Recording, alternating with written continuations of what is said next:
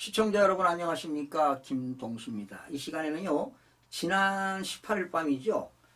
서울 서부지방법원 침입해서 현행범으로 체포된 후 풀려난 젊은 청년의 수기를 하나 소개해 드리겠습니다.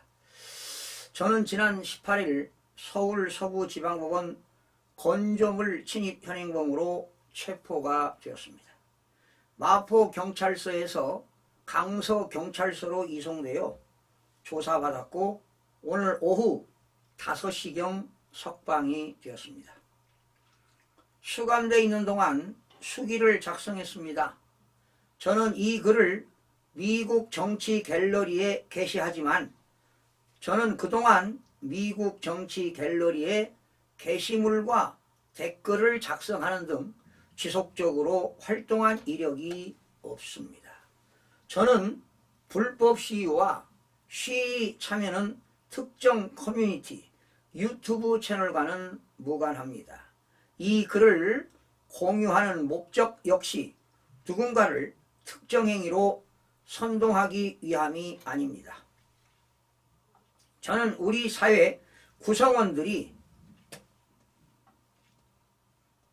스스로 생각하고 행동하길 바랍니다. 저는 애국자가 아닙니다. 언제부턴가 이 땅의 민주는 공화를 위협해 왔습니다. 이는 특정 정당의 이야기가 아닙니다. 언제부턴가 우리 정치는 사회에 선행하며 무엇 할지 고민하지 않게 되었습니다. 사회에 후행하며 가진 자원을 어떻게 분배할지 정하기에 급급했습니다. 다수의 의사결정은 우리 사회를 이득보다는 집단과 손해보는 집단으로 갈라놓았고 그렇게 모두를 이롭게 한다는 공화 이념이 민주적 권력에 의해 훼손이 됐습니다. 저는 이 반쪽짜리 민주공화국을 헬조선이라 부르며 멸시해 왔습니다. 저는 이 나라가 싫습니다. 그러나 저는 틀렸습니다. 민주적 권력 아래 용인되어 우리 사회 공화를 위협한 수많은 정책과 입법이 사실은 반국가 세력의 이적 행위였습니다. 우리 사회는 민주적이지도 못했던 것입니다. 이것이 개혁을 통해 대통령이 국민께 알리고자 한 진실입니다. 대한민국은 반쪽짜리도 아닌 가짜였습니다. 소수적인 것이 항상 소수가 아닌 듯 다수적인 것 또한 항상 다수는 아닙니다. 본디 왕따를 주도하는 세력은 소수인 겁니다. 반국가 세력은 먼저 언론을 장악했습니다. 정권은 세무조사와 과징금을 빌미로 주요 보직 인사에 개입했습니다. 언론은 국민이 보낸 공정과 신뢰의 권위를 문화사상적 권력으로 치환하여 정보를 통제하고 여론을 호도했습니다. 그렇게 소수의 가해자는 온 세상을 침묵의 동조자로 만들며 국가를 병들게 했습니다. 세대 간 분열을 야기하고 개인에게 자주적 성취 대신 정책적 의존을 종용하고 특정 집단의 차별과 피해의식을 주입해온 대한민국의 부끄러운 이력이 바로 반국가 세력의 증거입니다.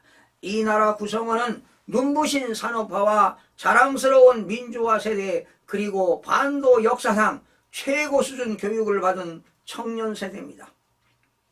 자신 있게 말한 건데 오늘날 대한민국 폐단은 애국민들의 민주적 의사결정에서 비롯되지 않았습니다.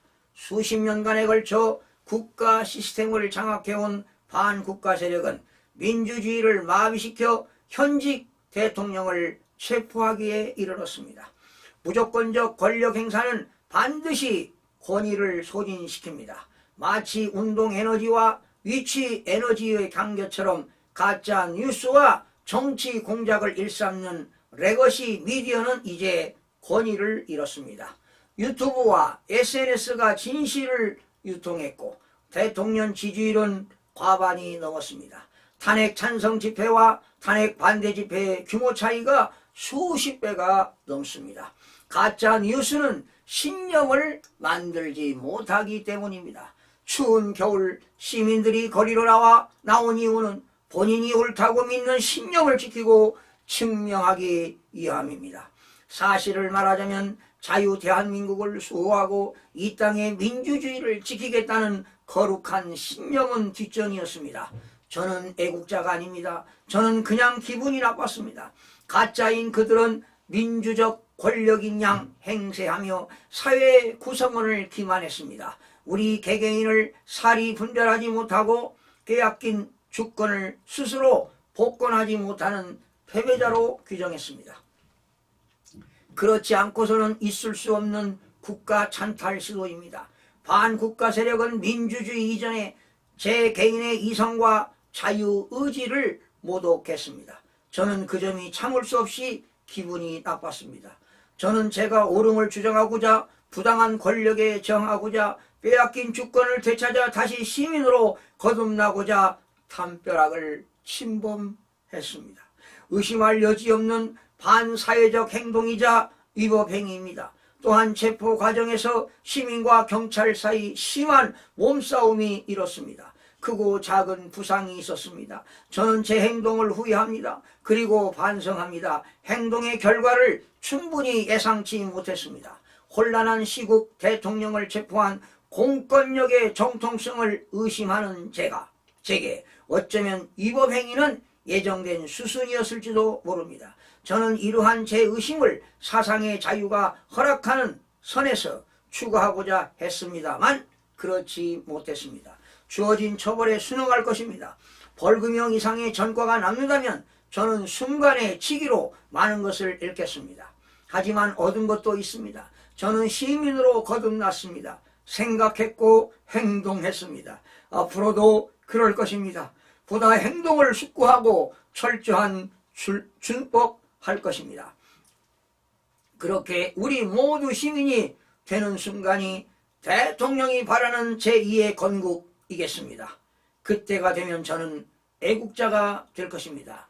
2025년 1월 19일 강서 경찰서 유치장에서 이 젊은이의 글을 보면서 참 부끄럽다는 생각이 들어갑니다.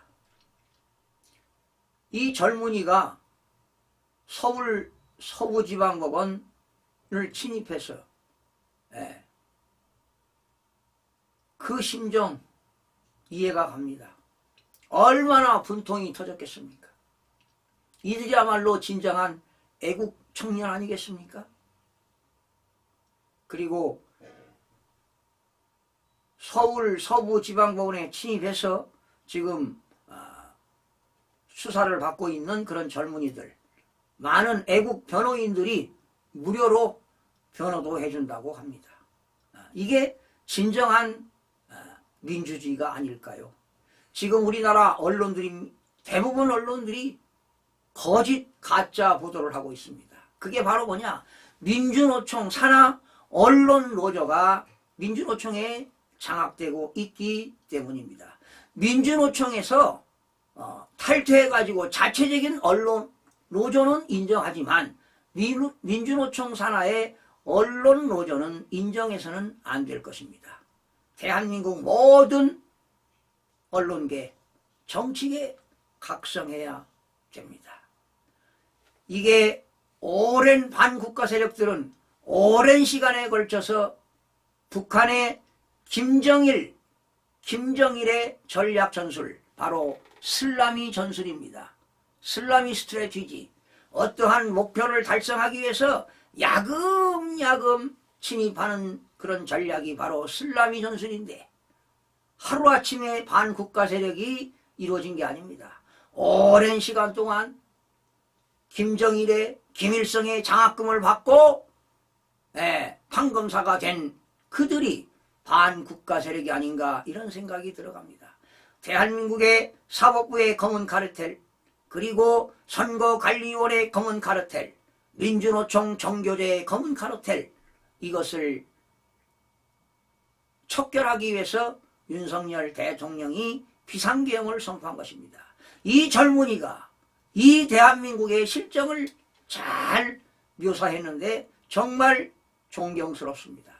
이러한 젊은이가 있는 한 대한민국의 미래는 밝습니다. 참으로 이 젊은이에게 존경을 표합니다. 시청자 여러분 고맙습니다.